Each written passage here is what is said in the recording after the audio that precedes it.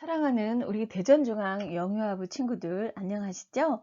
오늘도 하나님의 말씀을 전도사님과 함께 살펴보기로 해요. 오늘의 말씀의 제목은요. 약속대로 어린 양의 피가 살렸어요 예요. 말씀은요. 출애굽기 12장 13절 말씀이에요. 내가 애굽 땅을 칠 때에 그 피가 너희가 사는 집에 있어서 너희를 위하여 표적이 될지라. 내가 피를 볼 때에 너희를 넘어가리니 재앙이 너희에게 내려 멸하지 아니하리라. 하나님께서 이렇게 말씀하셨어요. 어머나, 여기 지금 비가 많이 오고 있어요. 이 친구는 지금 비를 피하려고 우산도 썼고요. 노란 우비도 입었고 장화를 신었어요. 그런데 잠깐은 비를 피할 수 있을지 몰라도 비가 계속 많이 오면 결국은 다 젖게 되지요. 그런데 이 친구는 어때요?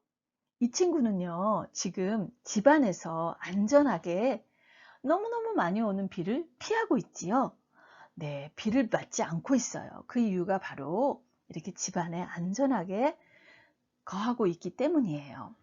오늘 전도사님이 전할 말씀은 여기 있는 이 친구처럼 집안에 거하면서 하나님의 약속대로 큰 선물을 받은 이스라엘 사람들의 이야기를 들려줄 거예요. 우리 말씀 속으로 한번 떠나볼까요? 슝! 오, 친구들. 우리 이렇게 지팡이를 든 하나님의 종에 대해서 얼마 전에 배웠는데요. 이렇게 지팡이를 든 하나님의 종은 그 이름이 무엇인지 기억나세요? 네, 바로 모세예요, 모세. 우리 아기 모세가 이렇게 커서 이제 하나님께서 그 모세에게 아주 귀하고 큰 일을 맡기셨대요. 어떤 일을 맡기셨을까요? 그것은 바로 애굽이라는 나라에서 큰 고통을 당하고 있는 이스라엘 사람들을 꺼내시라는 하나님의 명령을 받은 거예요. 이 이스라엘 사람들은요, 여기에서 종처럼 부림을 받고 이렇게 채찍으로 매를 맞고 너무너무 사는 게 고통스러웠어요. 그래서 살아계신 하나님께 부르짖으면서 기도했어요. 하나님 도와주세요. 저희들을 이 고통에서 구원해 주세요. 하나님, 저희들을 하나님을 섬길 수 있게 도와주세요. 하나님께서 바로 이 기도 소리를 들으시고 모세를 부르셔서 이 이스라엘 사람들을 구출해내는 작전을 피셨던 거예요. 그리고 모세를 어디로 보내요? 바로 바로 왕에게 보낸 거예요. 바로 왕은 애굽의 왕이었는데요. 하나님께서 모세와 아론을 부르셔서 이 바로 왕에게 보내셨어요. 그리고 하나님의 명령을 전달하게 했어요. 어떤 명령을 주셨냐면요. 내 백성 이스라엘들을 놓아주어라. 이제 해방시켜 주어라. 자유를 주어라. 내가 그들의 기도 소리를 들었다. 내가 그들의 왕이다. 라고 말씀하신 거예요. 그랬는데 이 바로 왕이 어떻게 반응했을까요? 하나님이 누구야? 나는 그런 분 몰라. 그런 사람 몰라. 그런 하나님 몰라. 어떻게 보내? 내가 이스라엘 사람들에게 더 큰 짐을 지우고 더 많은 일을 시킬 거야. 라고 고집을 부리기 시작했어요. 그리고 하나님의 말씀에 순종하지 않았어요. 그래서 하나님은 할 수 없이 모세를 통해서 애굽왕 바로에게 경고를 하셨어요. 내가 그렇게 고집을 피우고 내 백성 이스라엘을 내보내지 않는다면 나는 재앙을 통해서 너에게 계속 알려줄 거야.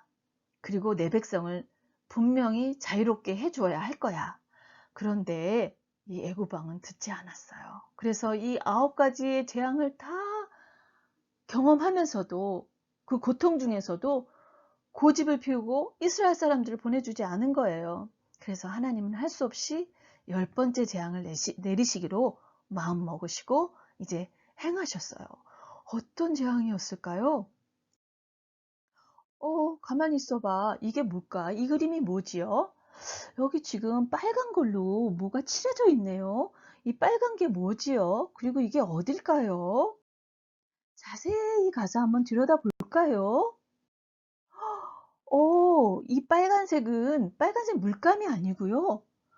이게요, 어린 양의 피였대요. 어떤 어린 양이요? 흠없고 일련된 양의 수컷의 피였어요. 아니, 근데 왜 이런 일이 있었을까요? 자, 하나님의 말씀을 한번 같이 보도록 해요.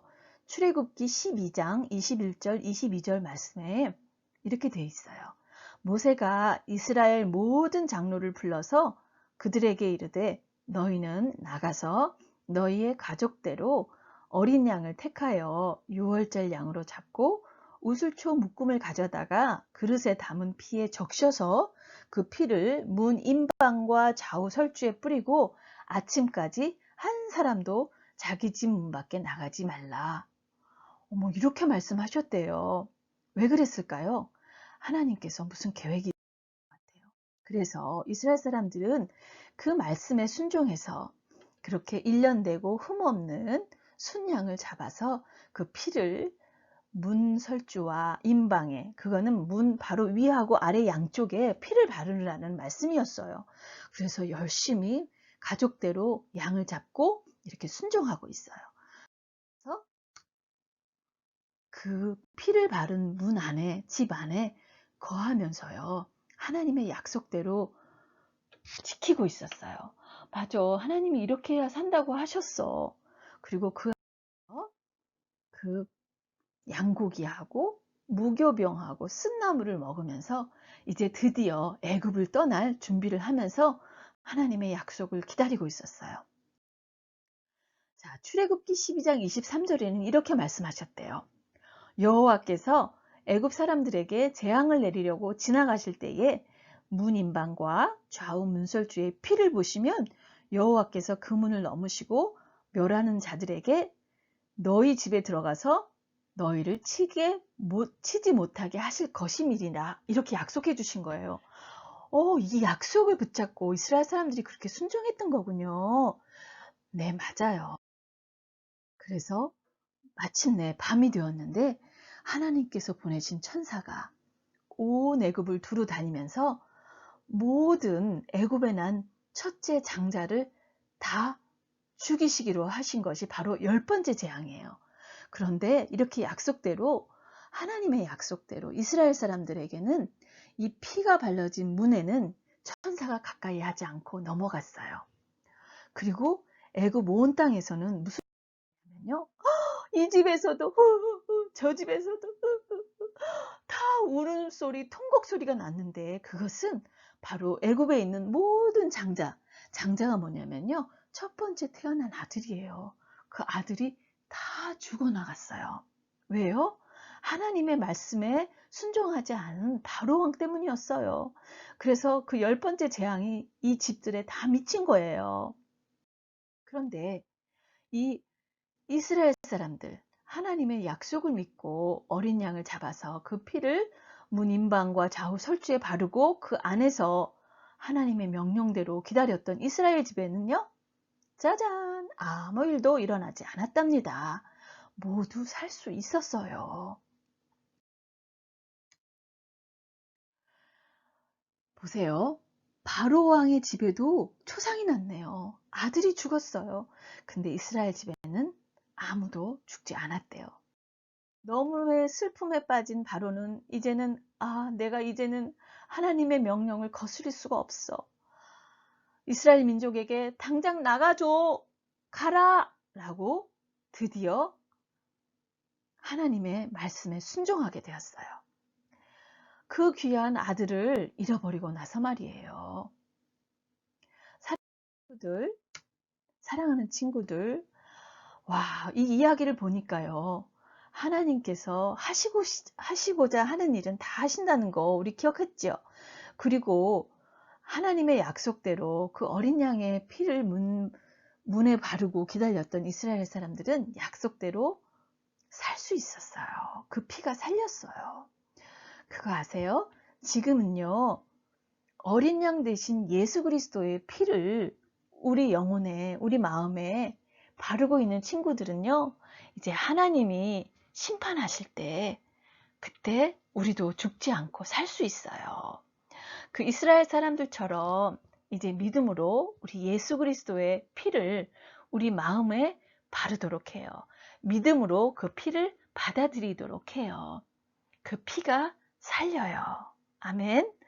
사랑하는 친구들, 오늘 그렇게 애굽에서 종살이하던 이스라엘 사람들이 하나님의 약속을 믿고 그 어린 양의 피를 바르고 생명을 구원받았던 것처럼 우리 사랑하는 영유아부, 우리 대전중앙 영유아부 친구들도 믿음으로 예수님의 피를 믿고 구원받는 그런 놀라운 역사가 있게 되기를 간절히 축원합니다.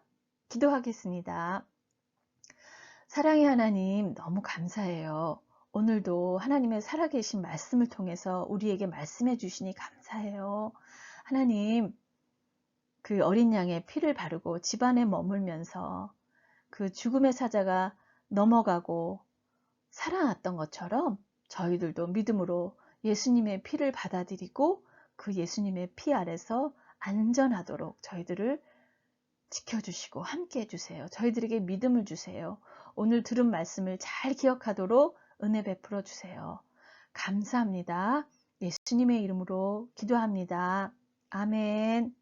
사랑하는 친구들, 우리 다음 주에 또 만나요. 샬롬.